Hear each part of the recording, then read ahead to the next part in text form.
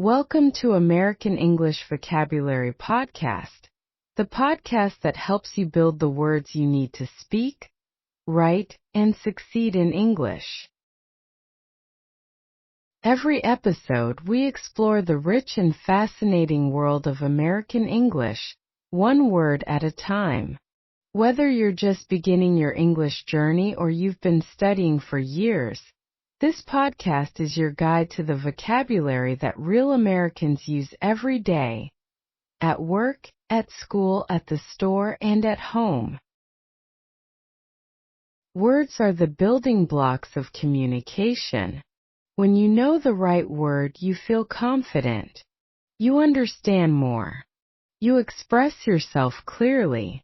And that confidence opens doors to better jobs, stronger friendships, and a fuller life in an English-speaking world. In each episode, we'll look at new vocabulary in context. You'll hear how words are used in real sentences.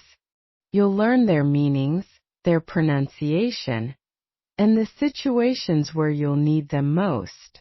We'll explore idioms, phrasal verbs, formal and informal language, all the vocabulary that makes American English come alive. So whether you're listening on your commute, during your lunch break, or at home after a long day, this podcast is here for you. All you need is your ears, your curiosity, and a desire to grow. This is American English Vocabulary Podcast. Learn a word. Change your world. Chapter 2. Building your first word bank. A word bank is a personal collection of vocabulary words you are actively learning. Organizing and maintaining a word bank is one of the most effective vocabulary strategies available to language learners at any level. This chapter shows you how to start, structure, and grow your own word bank. Play button key vocabulary terms. Word bank. A personal collection or organized list of vocabulary words a learner is studying, usually with definitions and example sentences. Example: Sophia kept a word bank in her phone where she added new English words every time she encountered an unfamiliar term. Index card. A small card used for writing notes or study material, commonly used in vocabulary study systems like flashcards. Example: The teacher recommended using index cards to write one vocabulary word on each side for efficient review. Category: A class or division of things sharing particular characteristics, used to organize related vocabulary. Example: Organizing vocabulary by category, such as food, transportation, and emotions, makes words easier to remember and retrieve. Retention. The ability to keep information in memory over time without forgetting it. Example: Studies show that reviewing vocabulary in multiple short sessions improves long-term retention far more than one long study marathon. Semantic. Relating to meaning in language, especially the meaning of words and how they relate to each other. Example: Semantic mapping, which connects a word to related words and ideas, helps learners build rich vocabulary networks. Play button reading article. Building a word bank is like constructing a personal library of language. Just as a library organizes books by subject so readers can find what they need quickly, a well-organized word bank groups vocabulary in meaningful ways that speed up both learning and recall. The most common format for a word bank is the traditional vocabulary notebook. Dedicate a section of a notebook or an entire notebook to new words. For each entry, write the word, its part of speech, its definition in your own words, an example sentence from the source where you found it, and an original sentence you create yourself. This 5-part entry transforms passive exposure into active learning. Digital word banks offer powerful advantages. Apps such as Quizlet, Anki, and Vocabulary.com let you store hundreds of words, test yourself automatically, and access your word bank from any device. Many apps also include images and audio pronunciations, which engage multiple senses and strengthen memory pathways. Organizing your word bank by theme or category multiplies its usefulness. Consider grouping words by academic subject, biology terms, history terms, by function, transition words, persuasive words, by situation, job interview vocabulary, social conversation, or by difficulty level. This thematic organization helps you activate groups of related words when you need them most. The single most important rule for any word bank is this: review it regularly. Words not revisited within a week begin to fade. Words revisited multiple times over several weeks move into long-term memory.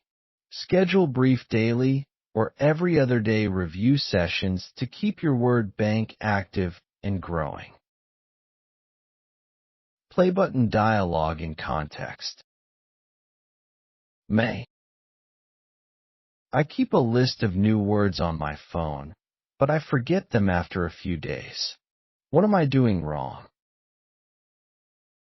Teacher. Lists alone are not enough. You need more information alongside each word. What do you write when you add a word? May. Just the word and the dictionary definition. Teacher. That is a good start, but try adding an example sentence from the book or article where you found the word. Then write your own sentence using the same word. May. Why does that help? Teacher. Because meaning is tied to context. When you see a word in a real sentence and then create your own, your brain makes two connections instead of one. May. Should I organize my words somehow? Teacher. Yes, try grouping them by topic. Put all your medical words together, all your academic words together, and so on. When you study a topic, your related vocabulary activates all at once. Play button learning tips. 1. Start your word bank today. Do not wait until you have a perfect system. A simple notebook or phone note is enough to begin. 2. For every new word, include at minimum definition, part of speech, and one example sentence from real context. 3. Color code your word bank by category. For example, use blue for academic terms, green for professional terms, and red for idioms. 4. Review your word bank at least 3 times per week, even if only for 5 minutes per session. Frequency matters more than session length. 5.